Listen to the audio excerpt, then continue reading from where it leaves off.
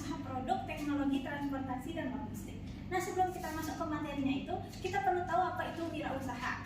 Wirausaha itu terdiri dari dua kata, yaitu wira dan usaha. Wira itu berarti pejuang, pahlawan, manusia unggul, teladan, berbudi luhur, gagah berani, dan berwatak agung.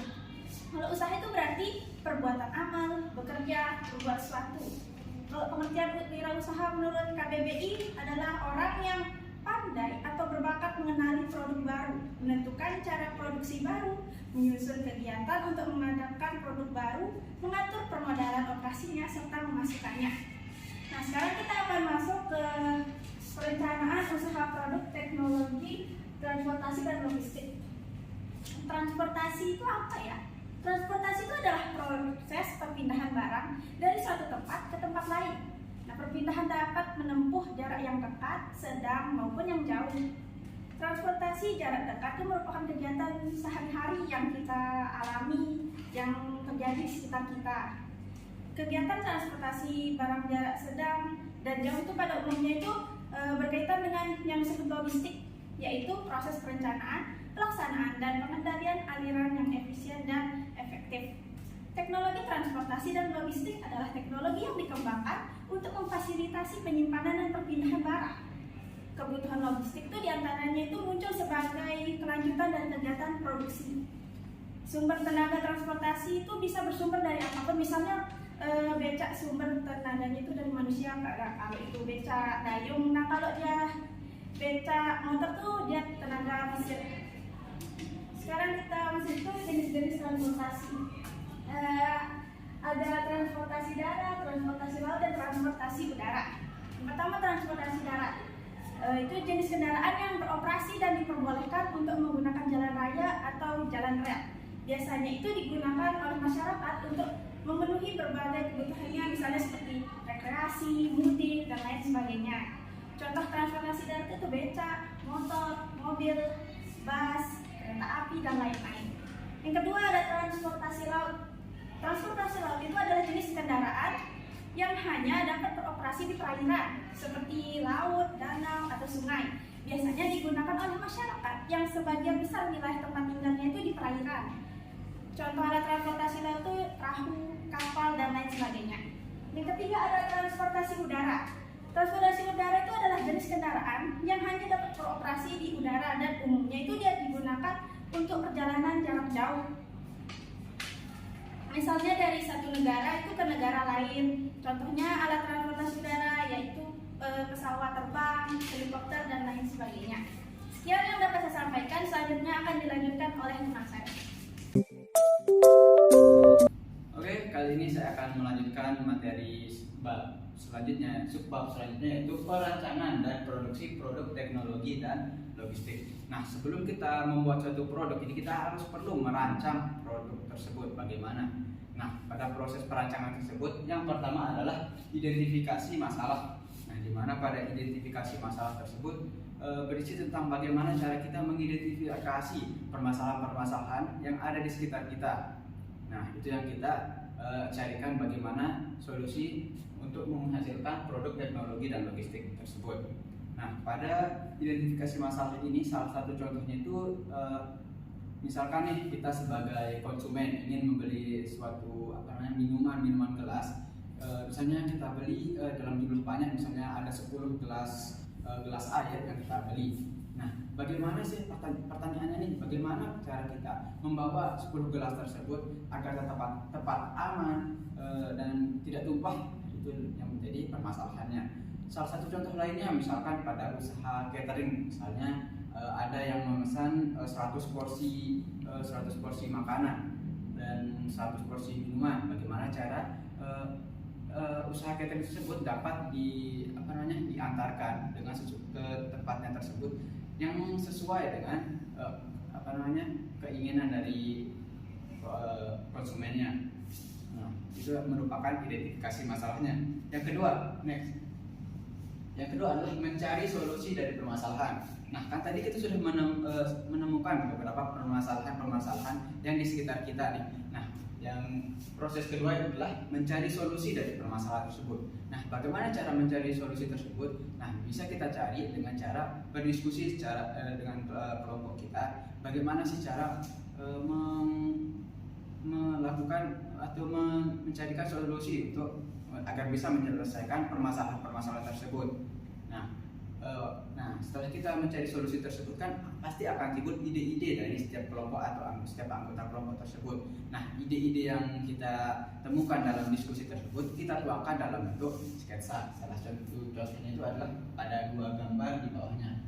Di sana ada gambar produk yang dimana bisa membawa minuman gelas agar tidak tumpah dan lain sebagainya. Yang ketiga, next. Nah, proses ketiga adalah rasionalisasi ide. Nah, setelah tadi kita sudah mencari solusi dari permasalahan yang tersebut. Nah, kita punya kan banyak sekali ide kan, banyak sekali solusi-solusi dari teman-teman satu kelompok. Nah, kita akan merasionalisasi. Nah, gimana merasionalisasi ini adalah mengevaluasi ide-ide tersebut yang dimana yang dipertimbangkan berdasarkan tekniknya, bagaimana cara pembuatan dari solusi tersebut, bagaimana bahan yang digunakan. Nah, sehingga kita bisa dapat menyelesaikan permasalahan pada identifikasi masalah. Nah, selanjutnya itu kita salah satu contohnya ada pada gambarnya. Nah, seperti ini. Gambar 1 misalnya kan ada usaha catering. Misalnya pada suatu toko toko piring dan piring perkakas rumah tangga, misalkan dia dipesani 100 buah piring dan 100 buah sendok garpu misalnya. Bagaimana sih cara dari toko tersebut mengantarkan barang-barang produk tersebut kepada konsumen sehingga pas produknya sampai itu tidak mengalami kerusakan dan sebagainya. Nah, bisa kita gunakan suatu contohnya seperti ini. Oke, next. Kita lanjut ke bagian proses keempat, yaitu adalah prototyping atau membuat studi model. Nah, dari setelah kita mengevaluasi bagaimana sih ide-ide tersebut agar bisa dapat menyelesaikan identifikasi permasalahan tersebut. Nah, kita akan membuat studi model. Nah, tadi kan kita sudah membuat sketsa-sketsa, ide-ide sketsa dalam bentuk 2 dimensi. Nah, pada proses keempat ini kita akan merealisasikan ide-ide tersebut dalam bentuk 3 dimensi. Salah satu contohnya itu adalah seperti ini, yang dimana kita salah satu produk yang bisa membawa minuman dan menjaganya tetap aman saat dibawa. Oke, next. Nah, proses kelima dari perancangan adalah penentuan desain akhir. Nah, di mana pada proses ini kan setelah kita sudah merealisasikan dalam bentuk 3 dimensi dari solusi permasalahan tersebut, kita akan mendiskusikan bagaimana desain akhir dari produk yang kita ambil dari ide tersebut. Nah, contohnya seperti ini, di mana desain akhir ini juga mempengaruhi bagaimana sikap konsumen terhadap produk yang kita gunakan. Nah, untuk saat ini untuk desain akhir juga bisa menjadi salah satu faktor menarik perhatian dari konsumennya. Nah, sekian dari pembahasan tentang perancangan dan produksi produk transportasi dan logistik. Nah, kita lanjut ke materi subbab selanjutnya, yaitu penghitungan biaya produksi produk teknologi transportasi dan logistik. Nah, seperti yang kita tahu, biaya produksi itu adalah biaya-biaya yang harus dikeluarkan untuk terjadinya produksi barang.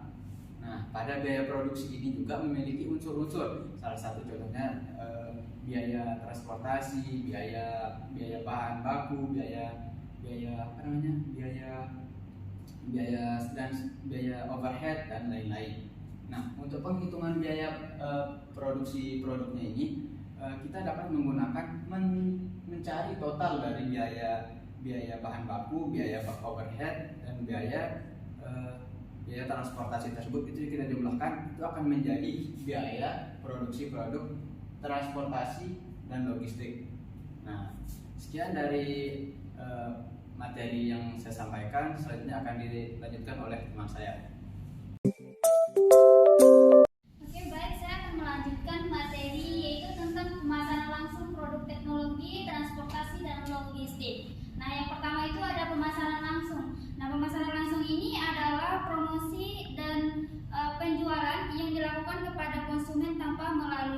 toko atau pemasaran yang mengandalkan komunikasi langsung dan distribusi kepada konsumen individu tanpa orang ketiga. Nah, contohnya ini ada pemasaran langsung melalui email, bisa juga kita melalui telemarketing dan media sosial. Kedua itu tentang penjualan langsung. Nah, penjualan langsung ini hasil promosi langsung yang dilakukan oleh penjual terhadap pembeli.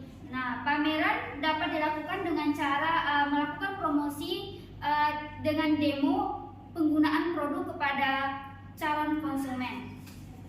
Yang ketiga, sistem penjualan langsung. Nah, di sini ada 2 poin. Yang pertama itu penjualan satu tingkat atau single level marketing. Nah, penjualan satu tingkat ini adalah cara yang paling sederhana untuk menjual produk secara langsung. Nah, di mana wirausahawan langsung memasarkan dan menjual kepada konsumen tanpa membutuhkan toko atau pramuniaga.